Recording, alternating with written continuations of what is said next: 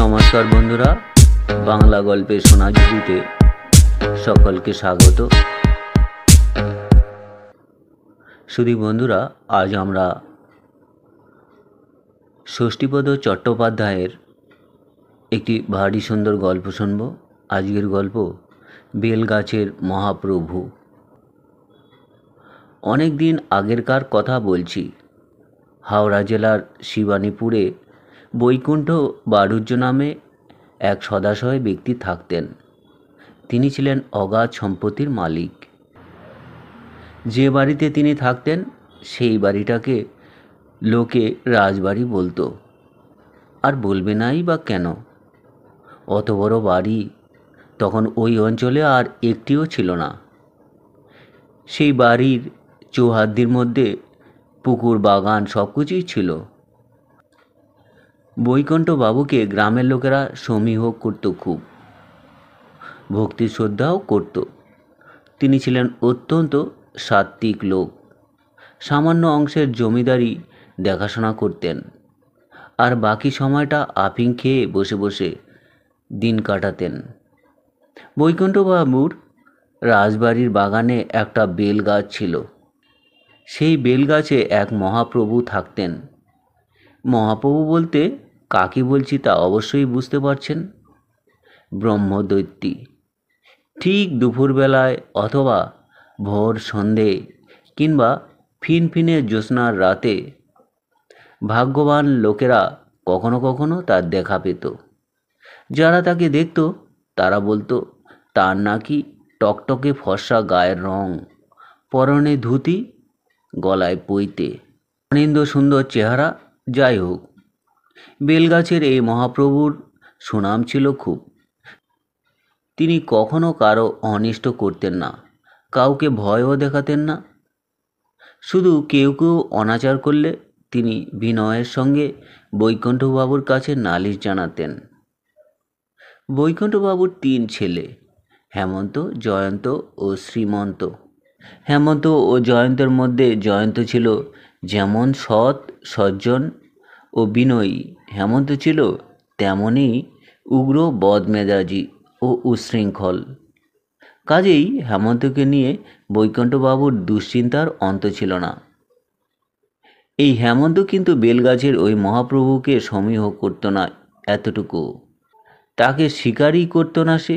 বলতো ওসব ব্রহ্মদত্তি ঠত্তি আবার কি, ও সব বাজে, যত সব উদ্ভট কল্পনা, ওসব আবার আছে নাকি? হেমন্তর মনোভাব মহাপ্রভু বুঝতে পারতেন। তাকে কখনো তিনি দেখাও দিতেন না বা কিছু বলতেনও না। তার অনেক অন্যায় তিনি ক্ষমা করে নিতেন। খুব অসহ্য হলে মাঝে মাঝে অভিযোগ করতেন। একদিন সন্ধেবেলা বৈকুণ্ঠবাবু ঝিম মেরে বসে আছেন। এমন সময় খড়মের খটখট শব্দ হচ্ছিল। বৈকুণ্ঠবাবু বুঝতে পারলেন মহাপ্রভু আসছেন। কি আদেশ করেন তাই শোনবার জন্য তিনি ব্যাকুল হয়ে উঠলেন। একটু পরেই মহাপ্রভুর কণ্ঠস্বর কানে এলো তার। বৈকুণ্ঠবাবু করজোরে বললেন, আদেশ করুন প্রভু। তোর বড় বেটাকে একটু সাবধান করে দিস, একেবারে উচ্ছিন্নে যাচ্ছে ওটা। আপনি ওকে ক্ষমা করুন প্রভু, আমি শাসন করছি ওকে। এই বলেই হেমন্তকে ডেকে পাঠালেন তিনি। হেমন্ত কাচুমাচু হয়ে এসে দাঁড়াতেই বৈকুণ্ঠবাবু বললেন, হতভাগা, কি করছিস তুই? হেমন্ত অবাক হওয়ার ভান করে বললেন, কি আবার করব? নিশ্চয়ই কোনো কুকীর্তি করছিস, না হলে মহাপ্রভু হঠাৎ এসে তোকে সাবধান করবে কেন? কিছু না করলে উনি কখনো শুধু শুধু অভিযোগ করেন? হেমন্ত রেগে বললেন, কি করছি না করছি সে তোমার মহাপ্রভুই জানেন, আমার তো কিছু মনে পড়ছে না। তাছাড়া ওসব প্রভু টভু আমি বিশ্বাস করি না। যেই না বলা, বৈকুণ্ঠবাবু অমনি ঠ্যাস করে একটা চর কষিয়ে দিলেন হেমন্তর গালে। বললেন, তার মানে তুই আমাকে অবিশ্বাস করছিস? হেমন্ত গালে হাত বুলাতে বুলাতে বলল, আমি কি তাই বললুম? বৈকুণ্ঠবাবু বললেন, দূর হয়ে যা তুই আমার চোখের সামনে থেকে, যা। হেমন্ত চলে গেল। বৈকুণ্ঠবাবু ডাকলেন, ফাগু। বাড়ির পুরাতন ভৃত্য।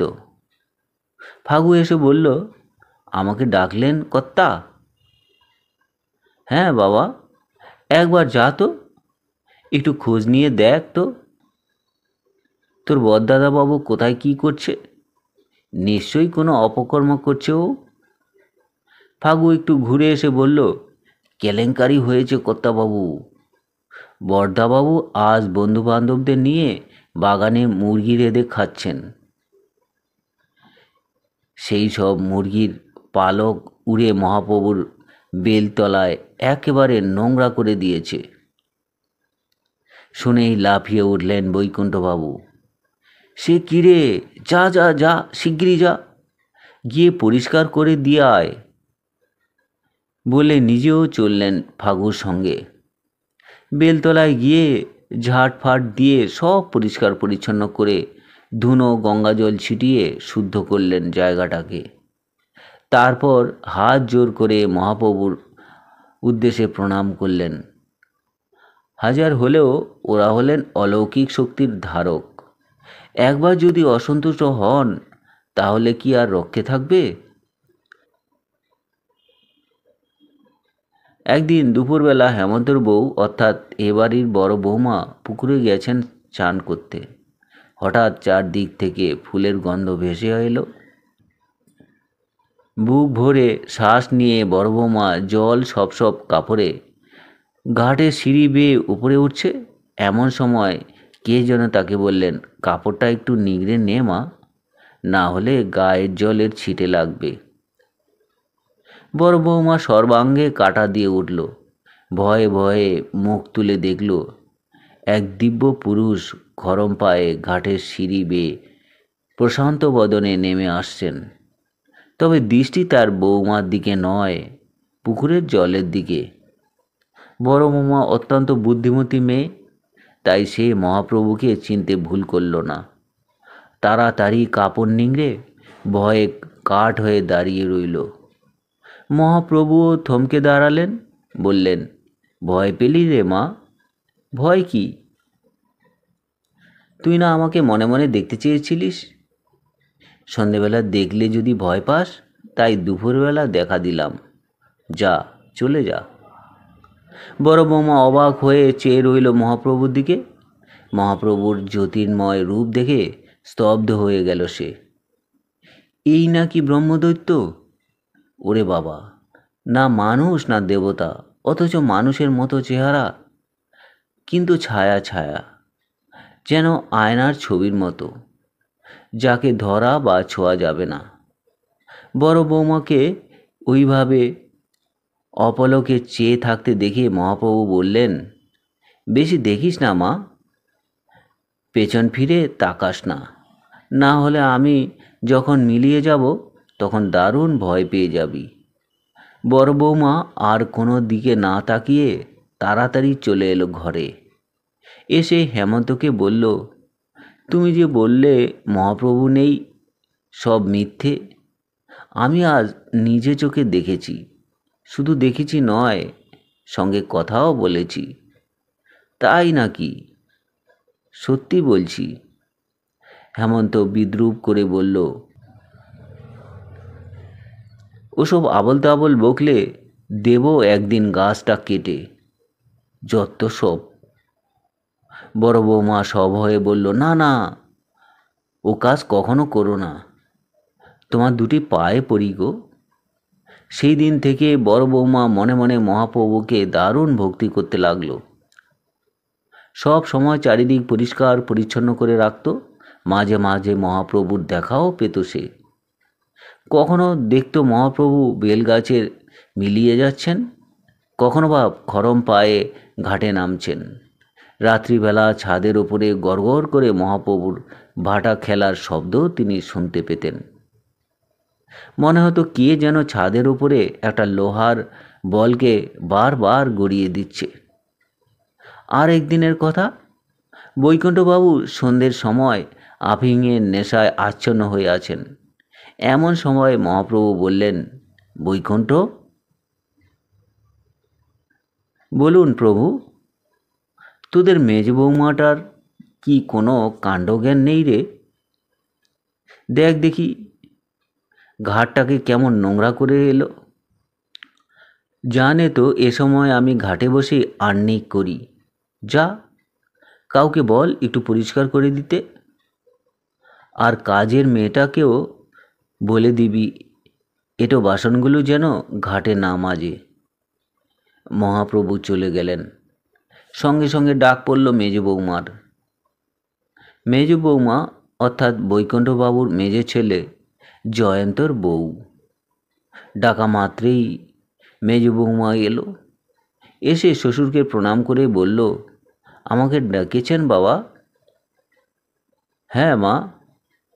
তোমার কি এই বাড়িতে থাকতে খুব অসুবিধে হচ্ছে? মেজ বৌমা মাথা হেট করে দাঁড়িয়ে রইল। সে বুঝতে পারল নিশ্চয়ই কোনো অপরাধ হয়েছে তার। শ্বশুরমশাই রেগে গেছেন, না হলে এসব কথা তিনি বলতেন না। বৈকুণ্ঠবাবু আবার বললেন, কি হলো, উত্তর দিলে না যে?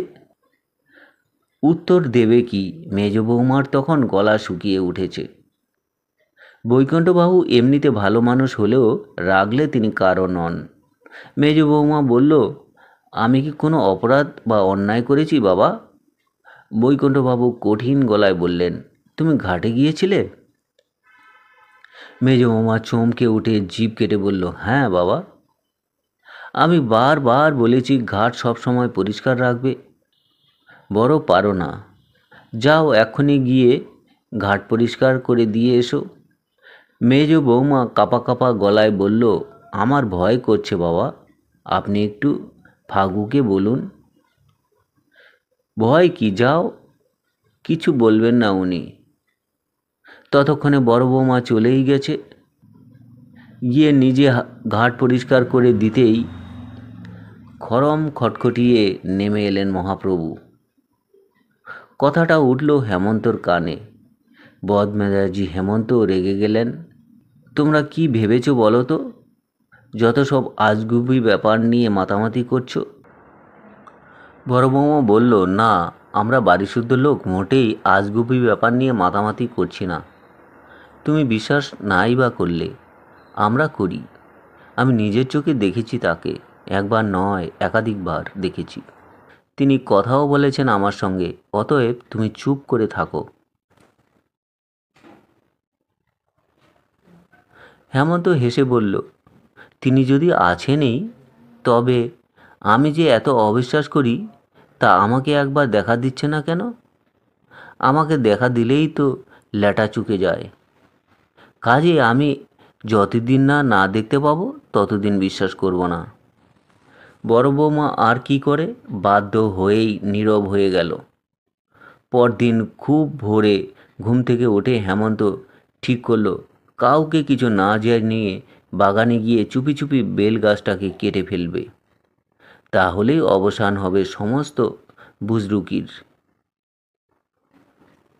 আপদের শান্তি হবে। এই ভেবে একটা কুড়োল নিয়ে সবার অলক্ষ্যে বাগানে গেল সে। আবছা আলো আধারে বেলতলায় হাজির হলো। তারপর যেই না দু চার কোপ দেওয়া, অমনি দেখতে পেল বেলগাছের ভেতর থেকে এক বীভৎস চেহারার উৎকট মূর্তি ভয়ঙ্কর রূপ ধারণ করে আবির্ভূত হলো। সেই অতি ভয়ঙ্করের কোনো তুলনাই হয় না। মূর্তিটা কখনো বড় হচ্ছে, কখনো ছোট হচ্ছে, এবং চোখ বার করছে। চোখ দুটো বলের মতো বড় হয়ে ঠেলে বেরিয়ে আসছে। হেমন্তের রক্তের ভেতর দিয়ে একটা হিম স্রোত বয়ে গেল। হাতের কুড়োল খসে পড়ল হাত থেকে। ঘাড় গুজে মাটিতে লুটিয়ে পড়ল সে। মহাপ্রভু কিন্তু তার কোনো ক্ষতি করলেন না। বৈকুণ্ঠবাবুকে ঠিক সময় দেখা দিয়ে বললেন, আমি এখানে এসে চলে যাচ্ছি বৈকুণ্ঠ। তোর বড় ছেলে বেলতলায় শুয়ে আছে, ওকে তুলে নিয়ে আয়। আমি ওকে ভয় দেখিয়েছি, যা শিগগিরই যা। বৈকুণ্ঠ বাড়ুজ্যে ডুকরে কেঁদে উঠলেন। বললেন, অপরাধ আপনি ক্ষমা করবেন মহাপ্রভু। কেন আপনি চলে যাচ্ছেন? আমি তো আপনার কোনো অমর্যাদা করিনি। তা করিসনি, তবে তোর ছেলে গাছটাকে এমনভাবে কুপিয়েছে যে গাছটা একেবারে হেলে পড়েছে। একটু জোরে হাওয়া দিলেই পড়ে যাবে। ও গাছে কি করে থাকবো বল? এই বলে মহাপ্রভু চলে গেলেন। তো বন্ধুরা, এই ছিল ষষ্ঠীপদ চট্টোপাধ্যায়ের একটি সুন্দর, মজার এবং ভূতের গল্প। গল্প পাঠ যদি ভালো লাগে চ্যানেলটির সঙ্গে থাকবেন, সাবস্ক্রাইব করবেন। সকলে ভালো থাকবেন। ধন্যবাদ।